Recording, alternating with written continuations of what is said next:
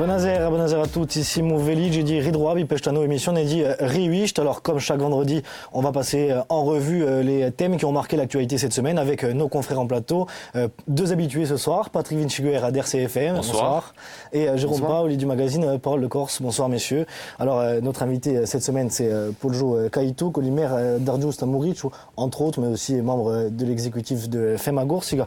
Alors Poggio Caitu, il y a un sujet qui a marqué l'actualité cette semaine, c'est ce soutien apporté à Pierre Alessandri dont la distillerie a pris feu, a été incendiée dans la nuit de vendredi à samedi dernier. Vous étiez présent au rassemblement qu'on voit sur ces images. Ce soutien, il était indispensable. Je crois que plus qu'indispensable, c'est un sursaut nécessaire qu'il y a eu d'y avoir dans cette société. Pierre Alessandri est connu pour son engagement militant, pour sa probité. Et ce qui s'est passé au Mandriolo, c'est quelque chose qui est une étape supplémentaire dans la situation de crise que vit la Corse et qui est très inquiétante. Mais à quoi l'attribuer ? Écoutez, aujourd'hui, il est un peu tôt pour le dire, mais il y a un climat général. Un climat délétère. Un climat délétère qui s'est développé depuis de nombreuses années. Parce qu'on oublie vite en Corse et en politique l'assassinat de Lucien Tiroloni. Pour moi, la société corse a basculé ce jour-là. Lucien, je l'ai connu, j'avais 20 ans, je l'ai connu très peu, on ne partageait pas tout, mais une chose qu'on partageait, c'était la défense de la terre. Et j'entends beaucoup parler de fondamentaux que j'ai eu moi à l'âge de 15 ans, c'est la défense de la terre agricole pour produire, la défense du littoral. Et ces éléments-là, ils sont incontournables et consubstantiels de ce qui se passe. Et aujourd'hui, ce qui se passe au Mandriolo, on a oublié que pendant 40 ans, on n'a pas eu de schéma d'aménagement de la Corse. On a un PADUC qui s'est constitué aujourd'hui. On a une production agricole, donc un schéma d'aménagement, pourquoi faire ? Le choix de société, il a été fait. On reviendra sur le PADUC en deuxième partie d'émission. Mais on voit que ce rassemblement a été décidé devant la collectivité de Corse, devant l'Assemblée de Corse. C'est pas anodin comme choix de lieu de rassemblement. Et on a entendu les propos de Bia Campagno, là, notamment de son président, Paul-André Flixia. Ils sont très durs pour les élus, et notamment l'exécutif qui est visé directement. Je crois que j'ai entendu aussi mettre en cause aussi les maires. Bon, c'est les syndicalistes aujourd'hui, ça a été dit aussi par quelqu'un d'autre, les associations sont visées, sont en première ligne, et aujourd'hui, il faut assumer. On est élu, moi je suis élu donc dans le cadre de ma commune, qui est une petite commune, mais là aussi où il y a aussi des aménagements à faire. Donc chacun doit prendre sa part de responsabilité, mais je crois que ce qui est important aujourd'hui, c'est d'appeler à l'apaisement, c'est d'appeler à la discussion. Et moi, j'espère beaucoup dans une personne qui est Pierre Acquavive, que je connais, qui est le président de la Chambre régionale, et qui pourrait mettre autour de la table l'ensemble des syndicats, l'ensemble des chambres d'agriculture, parce qu'aujourd'hui, il faut en sortir par le haut.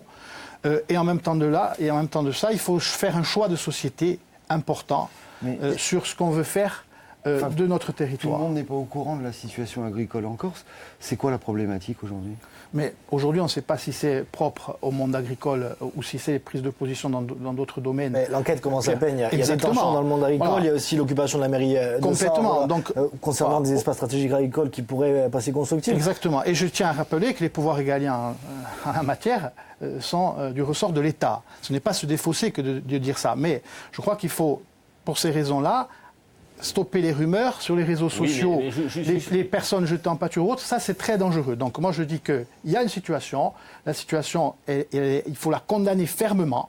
Attends, c'est qui est arrivé à Pierre. Justement, on ne peut pas ne pas faire le lien. On ne peut pas ne pas faire le lien entre les déclarations de Pierre Alessandri et l'incendie de sa distillerie, de son exploitation agricole. Et ces déclarations, c'est d'approuver les contrôles menés par l'État contre les fraudeurs. Pas que, mais pas seulement. Voilà. Il y avait ça aussi. Oui, bien entendu. C'est peut-être ça qui a heurté. En tout cas, il faut éviter, moi à mon avis, si vous permettez, il faut éviter de rentrer là-dedans parce qu'on rentre de suite dans des logiques. Là, il faut laisser faire la justice. Mais avant ça, aujourd'hui, moi, ce qui me choque, donc c'est déjà le fait qu'il n'y ait pas eu l'ensemble de la société qui ait répondu à cet appel, parce que bon, justement, il y avait très peu de personnes. Voilà, on avait l'impression qu'il y avait 300 personnes qui étaient présentes. Il y avait beaucoup, majoritairement des nationalistes. On a l'impression que c'est un problème qui ne touche que les nationalistes. Il n'y avait pas de membres de l'opposition à l'Assemblée de Corse. Il y avait le maire de Sarre là, qui était présent parce que ça s'est passé sur sa commune, le maire de Val di Mezzana aussi. Mais sinon, on n'a vu personne à part des nationalistes. Mais aujourd'hui, il faut le remettre dans un contexte, ça ne touche pas que les nationalistes. C'est un problème de société profond, grave, qui est en train d'atteindre la Corse, sur des dérives multiples et diverses. Et on voit bien ce climat-là, il est lié aussi au fait qu'au plus haut sommet de l'État, on soit venu le 6 février culpabiliser tout un peuple. Moi, je regrette. Et dans la foulée, l'intervention de François Sargentine n'a été relevée par personne. Sur ce plateau-là, où François a expliqué très bien, comme il l'a fait déjà dans le Fiumourbe lorsqu'il a permis au mouvement nationaliste de se retrouver, de dire aujourd'hui il faut traiter au fond, parce que ce n'est pas neutre, ce n'est pas indépendant ce climat qu'il y a là. Et ce n'est pas un peu trop facile de désigner à chaque fois l'État comme bouc émissaire? Je ne désigne pas l'État comme bouc émissaire. Ce sont des agriculteurs corses qui fraudent. C'est l'exploitation d'un Corse qui a brûlé. Je ne pense pas que ce soit... On a déjà connu ça dans le passé, mais enfin, je ne pense pas que ce soit l'État qui met le feu. Je ne mets pas l'État en cause. Je dis simplement qu'il y a un climat général qu'aujourd'hui il convient de rétablir, parce que quand la collectivité de Corse et l'État s'opposent de cette façon-là, en dessous, l'exemple doit venir du haut. Donc en dessous, vous ne pouvez avoir que des crispations et que la porte ouverte à toutes les manipulations. Là, on est comme des jongleurs avec des grenades dégoupillées dans tous les secteurs d'activité. Donc moi, je dis que là-dessus, l'appel de François Sargentine, j'en reviens à la nécessité de remettre à plat les relations entre l'État et la collectivité de Corse, de retisser un lien, et qu'on a bien vu, donc pour cela, il y a une commission de sages qui doit se mettre en place, à mon avis. Cette commission de sages, elle doit comporter des personnes comme Max Simeone, comme Jean Badjone, pour traiter la réconciliation. Parce que j'en reviens là, vous allez me dire que je ne me défausse pas, hein, parce qu'on peut aller au fond des choses, mais ça part de là. Je l'ai dit en 2015, lorsqu'il y a eu un séminaire sur l'amnistie au Palais des Congrès, mes propos peuvent être vus sur YouTube, c'est simplement que si on ne traite pas au fond, comme cela a été fait en Nouvelle-Calédonie, comme les familles de la grotte d'Ouvéa des gendarmes et les familles des Caldoches, des Kanaks se sont mis autour de la table à la fin. Bien, si on ne traite pas ces éléments-là au fond, là, avec tout... Là, non, mais là, vous faites de la politique. Non, je ne fais politique. Pas du tout. On part quand même d'une idée qui est... Pas du tout. Un agriculteur, on lui a brûlé son outil de travail. Oui. Je ne vois pas comment on arrive à... Comment on arrive mais parce que à constituer... c'est pas les sages qui vont résoudre le problème de l'agriculture. Bien sûr, mais bien entendu. Mais il n'y a pas que le problème de l'agriculture. C'est le schéma de tension. Oui, d'accord, mais c'est le schéma de tension. Mais sur l'agriculture, il y a des effets d'aubaine qui ont été créés par des dispositifs qui ont été mis en place, qui ont été... où on a laissé courir, et ensuite on s'aperçoit à un moment donné qu'il y a un déséquilibre total sur ces éléments-là, et qu'il y a apparemment des éléments de fraude qu'il faudra justifier, parce qu'on a vu beaucoup d'affaires qui ont éclaté, puis après qui ont fait pchit. Donc aujourd'hui, il y a ces éléments-là qui ont été constatés, où il y a des enquêtes en cours, et donc il y a la nouvelle PAC qui s'écrit. Donc il est évident qu'il y a des dysfonctionnements importants. Moi, pour ma part, je les ai dénoncés en 89. Ces déséquilibres-là, sur certaines aides, en disant que la production, notamment on est déficitaire en production de lait, on est déficitaire dans d'autres productions, et donc qu'il fallait avoir une politique volontariste. Bon, que les fraudeurs soient mis en examen, condamnés, etc., c'est la moindre des choses, j'allais dire. Mais c'est quoi l'agriculture corse idéale pour vous? Parce que moi, je ne la connais pas. Je la vois pas. Ça va être un petit peu... C'est peut-être un peu hors sujet. Non, mais en deux mots, parce qu'on ne sait pas où on va. Ce sont des AOC. C'est un secteur où il y a des appellations d'origine contrôlées avec des marchés niches importants, où il y a des produits qui sont vendus à l'international, où il y a des producteurs dans tous les secteurs d'activité qui font un travail remarquable et qui a fait ses preuves. Et après, l'agriculture corse, comme toute l'agriculture mondiale, elle est aidée de partout. Et elle doit être aidée, elle doit être soutenue. Et l'agriculture corse, comme les autres agricultures, sa fonction première, c'est de nourrir les populations. Et c'est là qu'on en vient à l'aménagement du territoire et à ses choix. On en est loin. Justement, l'aménagement du territoire, c'est l'objet de la deuxième partie de cette émission. Le PADUC, un gros morceau, on en parle tous les jours, à toutes les sauces. Ce mardi, la Cour administrative d'appel de Marseille a jugé 11 dossiers relatifs au PADUC. Le rapporteur public veut faire annuler la disposition du PADUC concernant les espaces stratégiques agricoles. Ce serait un véritable coup dur. Vous nous parlez de l'agriculture, ce serait un véritable coup dur. Ben oui, mais là aussi, pareil, il ne suffit pas d'attendre de l'État et de la région. Le PADUC, c'est un schéma, ce sont des lois qui ont été... Mais derrière, s'il n'y a pas des PLU, s'il n'y a pas des SCOT, un schéma de cohérence, sur le territoire des PETR de Balagne et peut-être sur le nôtre, ce sont deux pôles d'équilibre territoriaux, on a la possibilité de faire ces schémas-là pour faire des choix stratégiques et des projets de territoire. Et c'est vers ça qu'il faut aller. Moi, je vous prends l'exemple de la ville de Mouansartou, 10 000 habitants, près de Nice. Le choix de la commune, c'est une commune, ce n'est ni une chambre et autre. Ils ont fait c'est un urbanisme pour la souveraineté alimentaire. Donc, c'est simple, en 5 ans, ils ont multiplié par 40, ils sont passés de 40 à 112 hectares agricoles pour fournir leur cantine, etc. Donc la volonté politique, elle part des communes, elle part des intercommunalités, des territoires, pour savoir ce que l'on veut faire de ce pays, c'est les projets de société.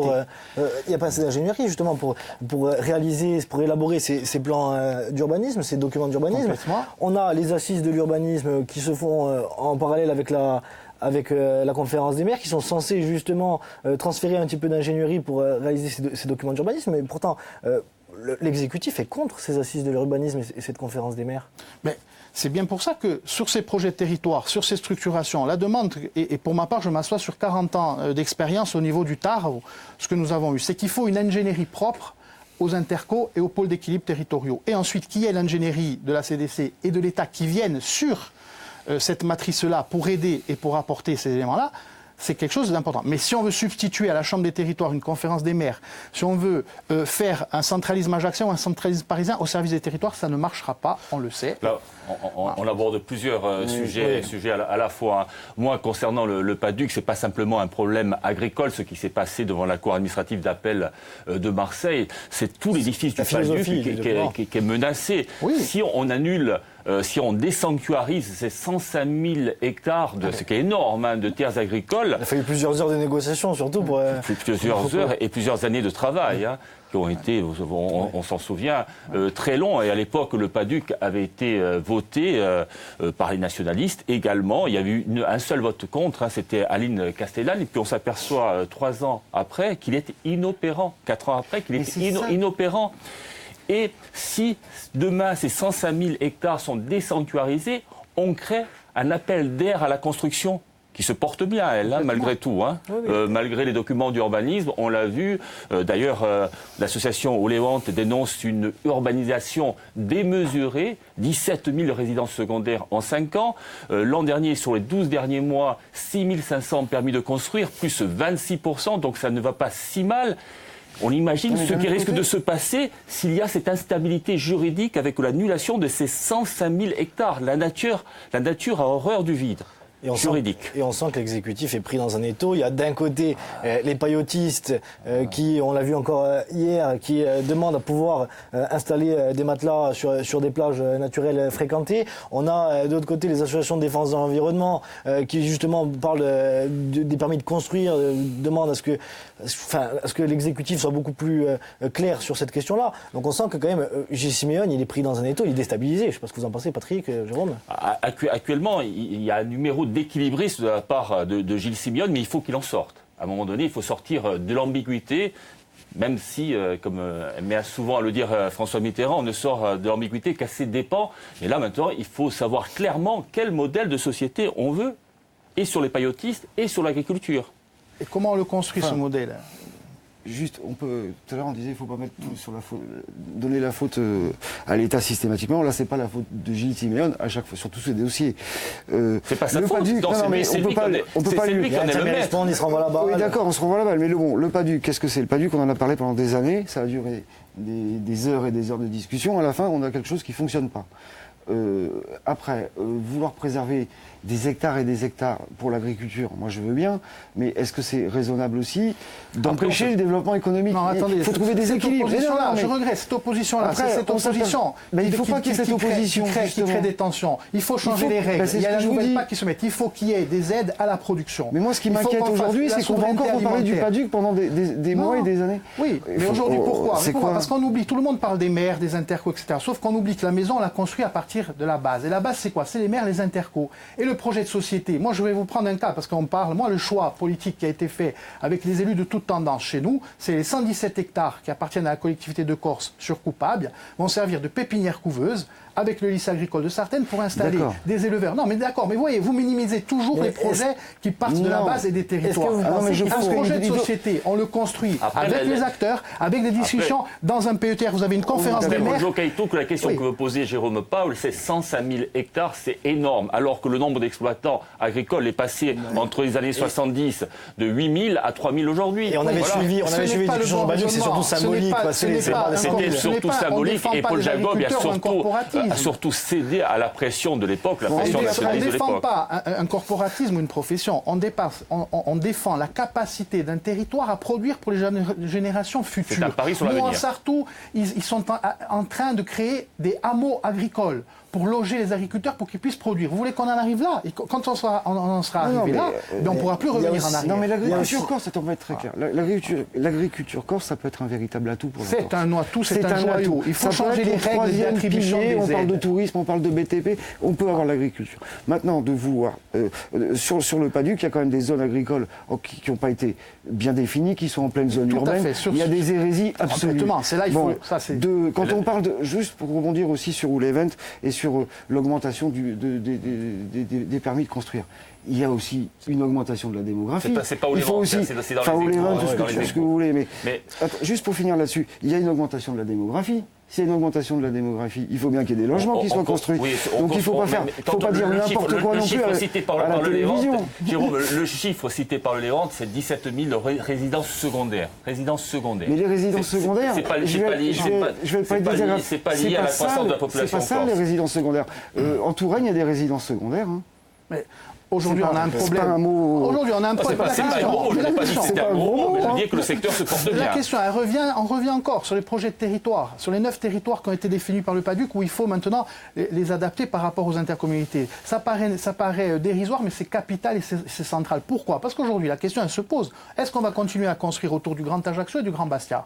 Ou est-ce qu'on va, avec une modification des règles de l'office foncier, parce qu'aujourd'hui l'office foncier, la manière dont il est disposé, il a aidé quelques petites communes, mais ce n'est pas le gros de son intervention. Parce qu'aujourd'hui, vous avez les grandes villes qui sont pénalisées si elles n'ont pas le nombre de logements sociaux, donc il faut les aider à faire ça. Mais ça veut dire qu'on ne refait pas de rééquilibrage. Donc le projet, il est dans le rééquilibrage territorial, et quand je dis, ce n'est pas de la politique que je fais, Jérôme, c'est que simplement qu'il est éminemment politique le problème. Il y a le problème de mentalité, d'état d'esprit qu'il faut changer, et c'est pour ça que je réinsiste sur cette conférence, sur ce cercle qu'il faut faire avec des sages qui vont traiter au fond ce problème de violence endémique qu'il faut traiter, et ensuite, mais là, il y a le plan exceptionnel. L'urgence aujourd'hui est juridique. Si dans 3 semaines la Cour administrative d'appel annule les ESA, ce sont 105 000 hectares qui seront livrés en pâture aux éventuels spéculateurs. Il y a aussi des maires de communes rurales qui demandent à pouvoir construire complètement en demande, mais bloqués par des espaces stratégiques agricoles qui n'ont pas forcément été cultivés un jour dans l'histoire. Donc c'est pas tous en tout cas. Non, pas tous en tout cas. Tout à fait. Mais là-dessus, pareil. Là-dessus, il y a des choses à réajuster. Moi, j'en suis la première victime. Donc, mais ça veut dire que moi aussi, je suis en train de faire ma carte communale. Ça veut dire que si vous faites un document d'urbanisme, il y a possibilité, à un moment donné, de discuter, d'échanger. On ne peut pas contourner le Paduc. Non, on ne peut pas le contourner. Mais il y a des zones. On le sait très bien qu'il y a des zones qui ont été classées agricoles. Vous avez des cimetières, vous avez des endroits. Il faut faire des échanges. Voilà, il y a les échanges possibles. Il est surtout prêt. Mais on ne peut pas dire il est perfectible comme tout document. Mais bien entendu. C'est prévu qu'il y ait une discussion dans les 3 ans après le vote du Paduc pour voir s'il y a des choses à modifier, à réaliser, à revoir. On en revient à ce que tu disais tout à l'heure, c'est-à-dire l'ingénierie, la force d'ingénierie qu'il faut pour les communes, pour les intercos, pour aller au plus près. Parce qu'il y a les commissions intercommunales d'aménagement foncier. C'est là utilisé, je les avais fait voter au Conseil général en 2010, personne ne les utilise. Maintenant, c'est dans la compétence. Il y a plein d'autres outils qui peuvent permettre de créer une dynamique, mais pour les petites communes, quand vous allez discuter avec l'ensemble des indivisaires et des gens qui sont souvent dans la diaspora, il faut une ingénierie propre à ces territoires. C'est pour ça que je dis que les deux piliers qu'il faut, au-delà des points cardinaux que doit défendre la majorité à Paris, qui n'ont pas encore été abordés, il y a les problèmes d'un plan exceptionnel de revitalisation et de rééquilibrage des territoires ruraux. Voilà. Mais la matrice passe par l'État et la région qui doivent apporter au territoire et à ces structures que sont les intercos ou les PETR l'ingénierie nécessaire et les moyens nécessaires, y compris pour pouvoir construire. Parce que dans la ruralité, il n'y a pas non plus que les agriculteurs. Il y a les artisans, il y a la politique de service. Et il y a un véritable enjeu qui est là. J'aimerais revenir juste, on n'a pas beaucoup parlé des paillotes. Oui, mais justement, qu'est-ce que vous avez pensé hier de cette conférence de presse des paillotistes à Porto-Vecchio? On a vu Jean-Christophe Angelini encore qui était présent. Ouais. Alors moi, plusieurs remarques. Déjà, c'est le nombre de personnes présentes, plus de 300 personnes. C'est plus que le 1er mai à Bastia et Ajaccio. Donc ça resitue Ouais, que le rassemblement pour Pierre Alessandre. Pour Pierre Alessandre. Donc ça resitue les priorités des Corses. Hein. Région la plus pauvre de France, 20% des personnes qui vivent sous le seuil de pauvreté, mais plus de 300 personnes venues soutenir des paillotistes. Moi, excusez-moi, ça me surprend. Hein. Ensuite, je trouve, vous soulignez à juste titre qu'il y avait Jean-Christophe Angelini, membre de l'exécutif, président de l'ADEC, l'agence de développement économique de la Corse, qui était présent. Il faut que l'exécutif et Gilles Simeone, là encore, sortent de l'ambiguïté, ne se servent pas, comme toujours, de la préfète comme paratonnerre. Quel modèle de tourisme on veut? Est-ce que c'est les transats dans le sable que l'on veut? Voilà. Ensuite, je dénoncerai ce chantage à l'emploi qui est fait. Parce que, quand on nous dit que l'économie touristique de la Corse dépendrait de quelques dizaines de chaises longues, alors je me dis qu'on a bâti un modèle sur du sable. Jérôme, vous êtes un peu la caution libérale de notre émission. Vous pouvez contredire. Non, mais je l'avais dit la dernière fois que je suis venu sur le plateau. Tout ça, c'est une histoire d'équilibre. L'idée, c'est il y a des plages où on ne peut plus y aller parce qu'il y a que des fauteuils, on ne peut plus s'installer parce que les restaurateurs ont complètement squatté la plage. Ça, c'était pas acceptable et c'était inadmissible. Mais il faut aussi qu'il y ait des gens qui puissent mettre des transats parce qu'il y a des gens qui ont envie de se mettre sur un transat à la plage. C'est un problème d'équilibre, tout ça. Et de respect de la loi, pardon, et de respect de la loi, et de respect, en l'occurrence, du PADUC. Il faut le respecter, sans quoi ça ne sert à rien de faire des documents pour dire on fait ça et ça, si c'est pour le contourner après. Mais au-delà du débat, ce que j'ai retenu hier, et en relisant la presse ce matin, c'est que le collectif de Porto Rico a dit s'il faut aller contre l'État et se battre, on va se battre. Donc c'est encore un nouveau niveau de tension. Et après, juste pour finir, après, on avait cette espèce de bataille entre l'État et l'exécutif, et maintenant on a la société civile qui commence à se mettre aussi contre l'État. Et là, c'est quelque chose qu'il faut surveiller. Bonjour Kalito, très rapidement, la position ambiguë des nationalistes sur le sujet des paillotes. Abiatset a dit on est passé des paillades aux paillotes. Qu'est-ce que vous en pensez? Il n'y a pas de position ambiguë. Il y a la nécessité de trouver l'équilibre avec le respect de la loi par rapport à cette occupation du domaine public maritime où les plages, on s'est battu, je vous l'ai dit, pour qu'elles appartiennent à tout le monde. Après, il y a un équilibre à trouver sur ces paillotistes qui apportent un service à un moment donné, mais pas au détriment de l'intérêt collectif et en gardant la mesure. Mais j'en reviens encore. Qu'est-ce qu'on attend dans cette société? Qu'il y a encore un mort? Enfin, vous ne le voyez pas. Quand tu me dis, ce n'est pas, tu fais de la politique. Bien sûr, je fais de la politique. Parce qu'aujourd'hui, il est éminemment politique. Il faut qu'au niveau, il y ait une prise de conscience et un sursaut. Ce sursaut, il doit passer par le haut et par l'exemple que doivent donner la collectivité territoriale de Corse et l'État au niveau de la remise en ordre de certains dispositifs et d'un échange et d'un travail sur le fond pour développer et pour avoir un projet de société. Ce projet de société, il y est. Quand vous allez dans les territoires, il y a des gens, il y a des projets qui y sont. Mais on essaie toujours de construire la maison par le haut, par le toit. Très rapidement, on va aborder la troisième partie de l'émission. Il nous reste très peu de temps. Elle est consacrée au 5 mai, à la commémoration de la catastrophe de Fouriagne. Alors, des rencontres de Ligue 1 vont se dérouler ce dimanche.